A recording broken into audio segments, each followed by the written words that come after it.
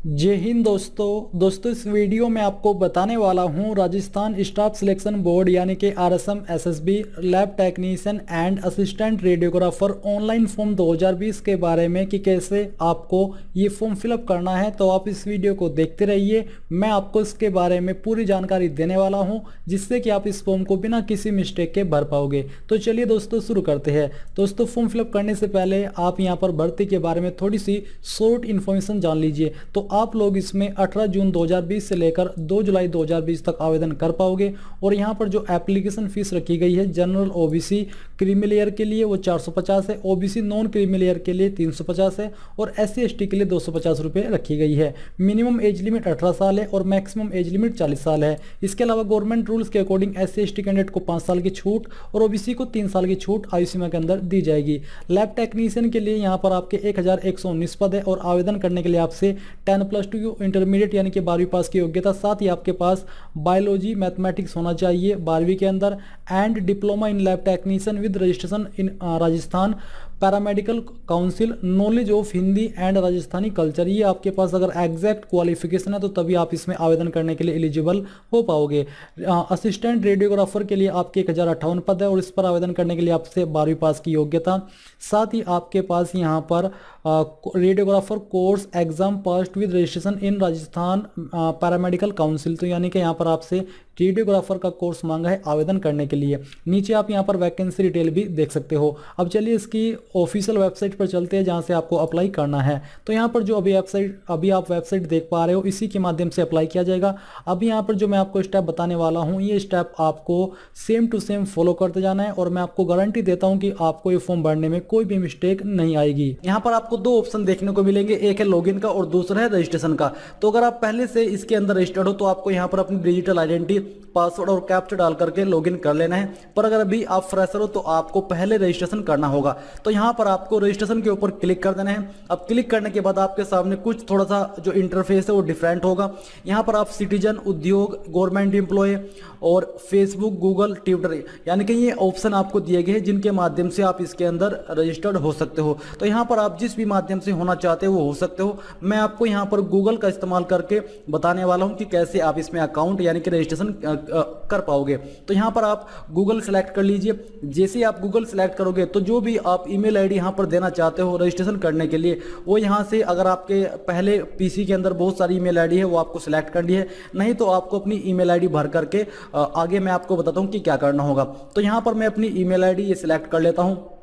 अब सिलेक्ट करने के बाद आपको इसका पासवर्ड यहाँ पर डालना होगा। जो भी पासवर्ड आपकी ईमेल आईडी का है वो आपको यहाँ पर भर देना है और फिर आपको नेक्स्ट के ऊपर क्लिक कर देना है। अब जैसे ही आप नेक्स्ट के ऊपर क्लिक करोगे तो आपकी वेबसाइट आपकी जो ईमेल आईडी है वो लॉगिन होगी। लॉगिन होने के बाद आपसे परमिशन मांगी जाएगी। तो अभी आप देखते रहिए, थोड़ा प्रोसेसिंग हो रही है। प्रोसेसिंग होते हुए मैं आपको दिखाना चाहता हूँ ताकि आप ये ना बोले कि आपने तो बीच में से इंफॉर्मेशन स्किप कर दी और फिर अपने आप फॉर्म को भर दिया। दोस्तों प्रोसेसिंग होने के बाद आपके सामने डिस्प्ले पर एक लिंक आएगा, आपको ऊपर वाले लिंक पर क्लिक कर देना है और क्लिक करने के बाद आप यहां पर कुछ इस तरह का इंटरफेस देख पाओगे जहां पर आपके जो ईमेल आईडी का यूजर नेम है वो यहां पर आ चुका है जैसा कि आप देख पा रहे हो। अब आपको यहां पर एक पासवर्ड सिलेक्ट करना होगा जो कि आपका मनपसंद होना चाहिए और इसमें आपका एक स्मॉल वर्ड, कैपिटल वर्ड और डिजिट और साथ ही एक स्पेशल वर्ड भी होना जरूरी है। और जो आपकी पासवर्ड की जो संख्या है वो 5 से लेकर 20 कैरेक्टर के बीच में होनी चाहिए। तो यहां पर मैं एक पासवर्ड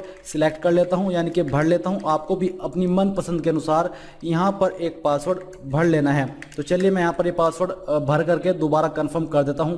उसके बाद आता है मोबाइल नंबर। यहां पर आपको अपना मोबाइल नंबर फिलअप कर देना है जो कि वर्किंग होना चाहिए और नीचे जो आपकी ईमेल आईडी है जिससे आपने रजिस्ट्रेशन किया है वो तो पहले से ही यहां पर अवेलेबल है। अब आपको क्या करना है, आपको नीचे रजिस्टर के ऊपर क्लिक कर देना है। रजिस्टर पर क्लिक करने के बाद आपके सामने कुछ इस तरह का अलर्ट आ जाएगा जहां पर दिया है registration successful for SSOID Amjad Malik 5। It is strongly recommended to change the password at first login. यानी कि जो आपका रजिस्ट्रेशन है वो सक्सेसफुल हो चुका है। साथ ही आपको ये भी रिकमेंड किया जा रहा है कि जब आप फर्स्ट लॉगिन करो तो आपको अपना पासवर्ड चेंज कर लेना चाहिए। तो यहाँ पर अब मैं ओके करता हूँ और ओके करने के बाद जैसे ही आप ओके करोगे तो आपके सामने अब साइन इन का पेज ओपन होगा जो कि आपका सबसे पहले हुआ था।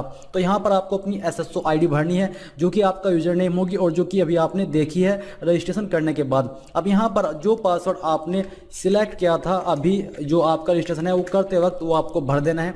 फिर यहाँ पर जो कैप्चा कोड यानी कि जो सिक्योरिटी दी है, सिक्योरिटी नंबर दिया है, ये यहाँ पर आपको भर देना है। चलिए मैं यहाँ पर इसको भर देता हूँ और भरने के बाद अब मैं यहाँ पर लॉगिन के ऊपर क्लिक कर देता हूँ। तो जैसे ही आप लॉगिन के ऊपर क्लिक करोगे तो आपके सामने कुछ इस तरह का इंटरफेस आ जाएगा जो कि अभी आप यहाँ पर देख पा रहे हो।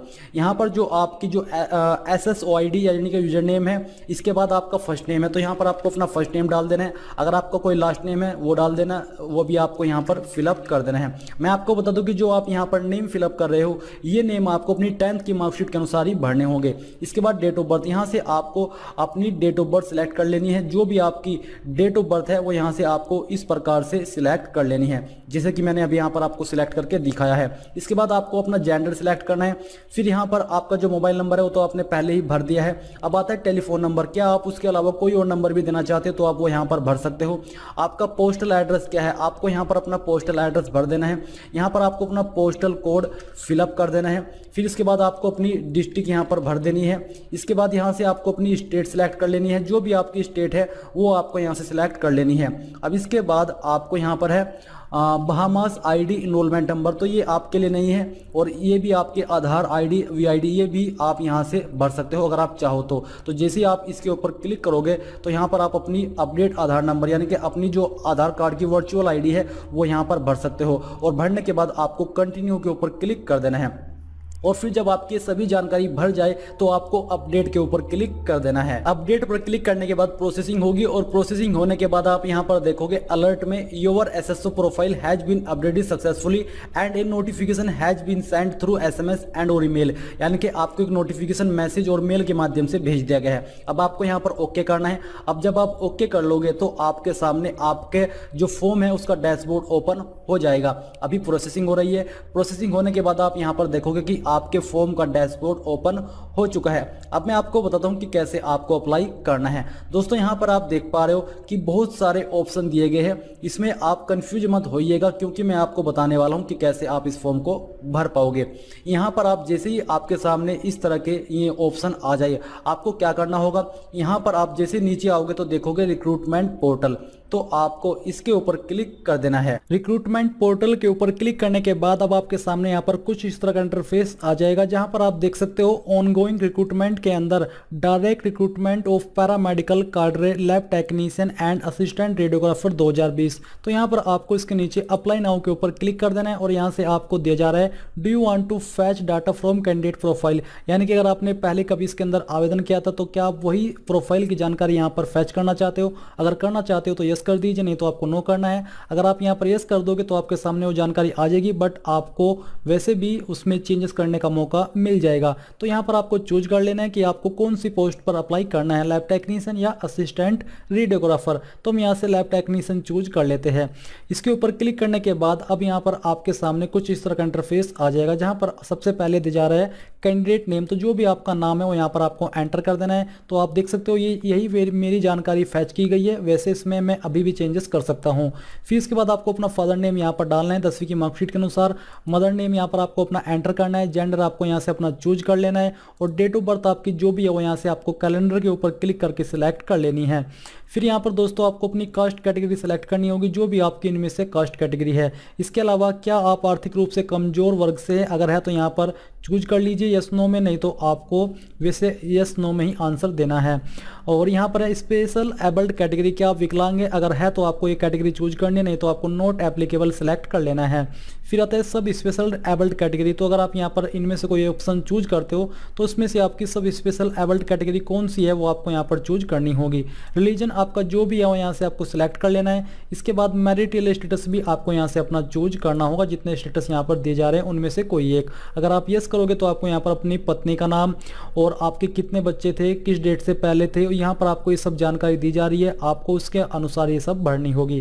अब यहाँ पर आपको अपना मोबाइल नंबर एंटर करना है, आप चाहे तो इसको चेंज भी कर सकते हो। ईमेल आईडी आपको यहाँ पर भरनी होगी और अगर आप आधार कार्ड नंबर देना चाहते हो तो आप यहाँ पर दे सकते हैं, नहीं तो आप इसको खाली भी छोड़ सकते हैं और आपको कोई प्रॉब्लम भी नहीं होगी। अप्लाइंग फॉर, तो यहाँ पर है क्या आप राजस्थान के अनुसूचित क्षेत्र से संबंधित है, अगर है तो यस कीजिए, नहीं तो यहाँ पर नो कर देना है। इसके बाद दोस्तों आप यहाँ पर देखोगे कोरस्पोंडेंस एड्रेस यानी कि आपका प्रेजेंट एड्रेस। तो यहाँ पर एड्रेस लाइन के अंदर आपको अपना एड्रेस लिखना है। अगर आपका एड्रेस लॉन्ग है तो आपको एड्रेस लाइन 2 और 3 का इस्तेमाल भी कर लेना है। इसके बाद दोस्तों यहाँ पर आपको अपनी स्टेट चूज कर लेनी है कि आप इस फॉर्म को किस स्टेट से भर पा रहे हो। इसके बाद यहाँ पर आपको अपनी डिस्ट्रिक्ट सेलेक्ट करनी है, जो भी स्टेट आपने सेलेक्ट की है उसकी डिस्ट्रिक्ट। यहाँ पर फिर आपको अपने विलेज का नाम डालना है और अपने पोस्ट ऑफिस का पिन कोड एंटर कर देना है। नीचे परमानेंट एड्रेस, साथ ही आपका नीचे दिखाई दे रहा है सेम एज अबोव, यानी कि अगर आपका प्रेजेंट एड्रेस और परमानेंट एड्रेस सेम है तो आपको इसके ऊपर टिक कर देना है। ये टिक करने के बाद आपको जानकारी ये दोबारा से भरने की आवश्यकता नहीं पड़ेगी। अब जितनी भी जानकारी आपने यहाँ पर भरी इन सबको चेक कर लेना है और फिर आपको यहाँ पर नेक्स्ट के ऊपर क्लिक कर देना है। इसके ऊपर क्लिक करने के बाद यहाँ पर आपके सामने पर्सनल डिटेल्स आ जाएगी। सबसे पहले आपको यहाँ पर नेशनलिटी के अंदर इंडियन सेलेक्ट कर लेना है और जो भी आपकी होम स्टेट है वो आपको यहाँ से चूज कर लेनी है। होम डिस्ट्रिक्ट आपकी जो भी है वो यहाँ से आपको सिलेक्ट करनी होगी और होम ब्लॉक आपका क्या वो आपको चूज करना होगा। बट ये होम ब्लॉक का ऑप्शन वही लोग चूज कर पाएंगे जो इस फॉर्म को राजस्थान से भर रहे हैं, और जो इस फॉर्म को राजस्थान के अलावा किसी और स्टेट से भर रहे हैं उनके सामने ऑप्शन नहीं आएगा, ना ही तहसील का आएगा और ना ही विलेज का आएगा। फिर यहाँ पर settled in India from other country, क्या आप इंडिया के अंदर किसी दूसरी कंट्री से आए हो यानी कि एनआरआई हो या वैसे हो, तो आपको यहाँ पर यस नो में आंसर देना है। अगर आप यस करोगे तो किस कंट्री से आए हो वो कंट्री आपको चूज करनी होगी। नीचे दिया जा रहा है RPMC रजिस्ट्रेशन नंबर, तो यहाँ पर आपको दिया जा रहा है registration in Rajasthan paramedical council, जिसके बारे में जानकारी आपको मैंने शुरुआत में ही दी थी। तो आपको यहाँ पर वो रजिस्ट्रेशन नंबर एंटर करना होगा। ये रजिस्ट्रेशन नंबर एंटर करने के बाद आप देखोगे क्या आप एक्स सर्विसमैन हो, अगर है तो यस कीजिए, नहीं तो नो करना है। क्या आप एक उत्कृष्ट खिलाड़ी है यानी कि आउटस्टैंडिंग स्पोर्ट्स पर्सन है, अगर है तो यस कीजिए, नहीं तो नो करना होगा। क्या आप NCC कैडेट प्रशिक्षक है, अगर है तो यस कीजिए, नहीं तो यहाँ पर भी आपको नो कर देना है। क्या आप भूतपूर्व कैदी है यानी कि क्या आप कभी जेल में गए थे, अगर गए थे तो यस कीजिए, नहीं तो यहाँ पर भी आपको नो करना होगा। क्या आप मौजूदा राज्य सरकार के कर्मचारी स्थायी है, अगर है तो यस कीजिए, नहीं तो नो करना होगा। क्या आपकी पारिवारिक आय 2.5 लाख से कम है, अगर है तो यस कर दीजिए, नहीं तो आपको नो करना होगा। एडिशनल कैटेगरी यहाँ पर दी जा रही है, अगर आप इनमें से किसी भी कैटेगरी से बिलोंग करते हो तो आपको उसी के सामने टिक कर देना है और जब आपको लगे जितनी भी जानकारी आपने यहाँ पर भरी है वो सभी सही है तो आपको नीचे आना है और यहाँ पर नेक्स्ट के ऊपर क्लिक कर देना है। अब नेक्स्ट के ऊपर क्लिक करने के बाद यहाँ पर आपके सामने क्वालिफिकेशन की जानकारी आ जाएगी, जिसमें कि आपको यहाँ सबसे पहले टिक करना है और टिक करने के बाद आपको सेकेंडरी यानी कि 10वीं और सीनियर सेकेंडरी 12वीं और फिर डिप्लोमा की जानकारी भरनी है। तो सब्जेक्ट आपके पास क्या थे, तो यहाँ पर आपको सब्जेक्ट के नाम लिख देने हैं। फिर आता है बोर्ड नेम, तो आपने किस बोर्ड से किया है उस बोर्ड का नाम देना है। मैंने यहाँ पर सिर्फ एक सब्जेक्ट लिखा है बस, बट आपको अपने सभी सब्जेक्ट के नाम दे देने हैं। रोल नंबर आपका क्या था वो यहाँ पर आपको एंटर करना है और आपका रिजल्ट किसके अंदर था, CGPA, परसेंटेज या फिर ग्रेड, वो आपको सिलेक्ट कर लेना है।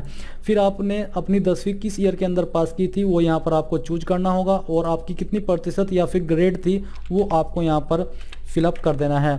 और यहाँ पर आपको चूज फाइल करके जो आपकी फाइल है वो अपलोड कर देनी है, नोट ए परसेंटेज फॉर्मेट, तो यहाँ पर आपको ओके कर देना है। सॉरी, हम यहाँ से ये परसेंटेज फिलअप कर देते हैं और चूज फाइल के ऊपर क्लिक करके यहाँ पर आप अपनी जो फॉर्मेट है फाइल का आपकी PDF का वो यहाँ पर आपको अपलोड करना होगा, जिसका साइज 500 KB से ज़्यादा नहीं होना चाहिए। फिर आती है आपकी 12वीं की जानकारी, तो ये भी आपको सेम तरीके से भरनी होगी। सब्जेक्ट में यहाँ पर आपको PCB या PCM लिख देना है, किस बोर्ड से किया उस बोर्ड का नाम यहाँ पर आपको देना होगा।